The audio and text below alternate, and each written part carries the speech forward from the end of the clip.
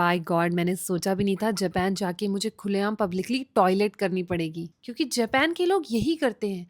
और ये specially Tokyo में है। ओसाका और क्योटो में मैं गई, वहां पर मुझे ये खुलेआम पब्लिक टॉयलेट नहीं मिली। लेकिन आज मैं दिखाती हूँ जापान की फेमस टॉयलेट, जहां पर सब लोग आते हैं और टॉयलेट करके जाते हैं। ये कमाल की चीज जापान में ही हो सकती है, बाय गॉड। और मैंने ये दूर दूर तक सोचा नहीं था कि टॉयलेट भी ऐसी होती होगी। तो आज हम निकल रहे हैं थोड़ी सी शॉपिंग करने के लिए और जापान की कुछ चीजें देखने के लिए। यहाँ पर मैं और मेरे हस्बैंड अलग अलग हो गए थे। लखन को कहीं और जाना था, मुझे कहीं और जाना था, तो हम दोनों अपनी अपनी जगहों के लिए निकल गए थे। लेकिन हमें पता था कि हमें एट दी एंड मिलना है। रात होते होते मुझे सुसु आने लगा, तो मैंने लखन को बोला कि मैं रास्ते में हूँ, तुम कहाँ हो। तो लखन ने मुझे एक जगह बुला लिया जिसके बारे में मुझे दूर दूर तक नहीं पता था। मैं आ गई थी एक पब्लिक पार्क में जहाँ पर बच्चे खेल रहे थे और यहाँ पर एक वॉशरूम था। लेकिन ये वॉशरूम चारों तरफ से दिख रहा था। मुझे समझ नहीं आ रहा था इंसान वॉशरूम में जाएगा कैसे, बैठेगा कैसे और टॉयलेट कैसे करेगा। लेकिन थोड़ी देर के बाद मुझे पता चला कि ये वॉशरूम एक नॉर्मल वॉशरूम नहीं है। ये है एक ट्रांसपेरेंट वॉशरूम, जहाँ पर आप अंदर जाओगे और वॉशरूम को लॉक करोगे ना, बाहर का अंदर और अंदर का बाहर सब दिखना बंद हो जाएगा। है ना कमाल की चीज। मुझे भी एक मैजिक की तरह लग रही थी ये चीज, बाय गॉड। ऐसा लग रहा था कि मैं पता नहीं कौन सी दुनिया में चली गई हूँ, कौन सी दुनिया का वॉशरूम यूज कर रही हूँ। जापान की हर एक चीज ने मुझे इम्प्रेस किया है, लेकिन ये वॉशरूम ने दुगना इम्प्रेस कर दिया, बाय गॉड।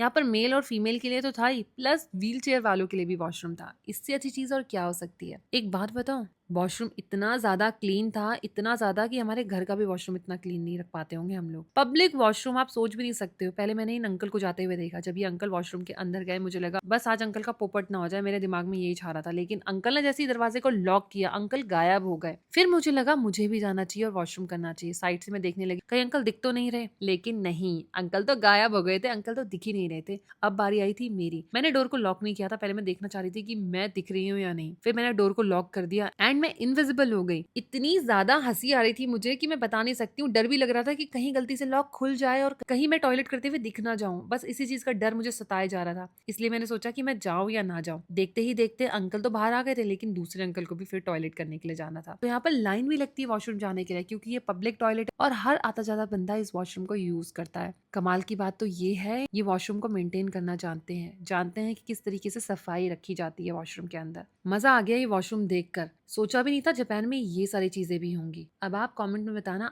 आपको कैसा लगा ये वॉशरूम देखकर। मुझे तो बहुत अच्छा लगा। ऑटोमेटिक सब कुछ था, पानी से लेके पूरे बटन तक ऑटोमेटिकली काम करते हैं। है ना कमाल की चीज। अगर आप भी मेरी तरह कुछ नया देख रहे हो फर्स्ट टाइम, तो इस वीडियो को लाइक कर देना, क्योंकि ऐसी ही नई नई चीजें मैं आप तक लेकर आती रहूंगी। और चैनल को फॉलो करते हुए जाना। मिलते हैं दूसरी वीडियो में बहुत जल्द। Bye guys, love you all.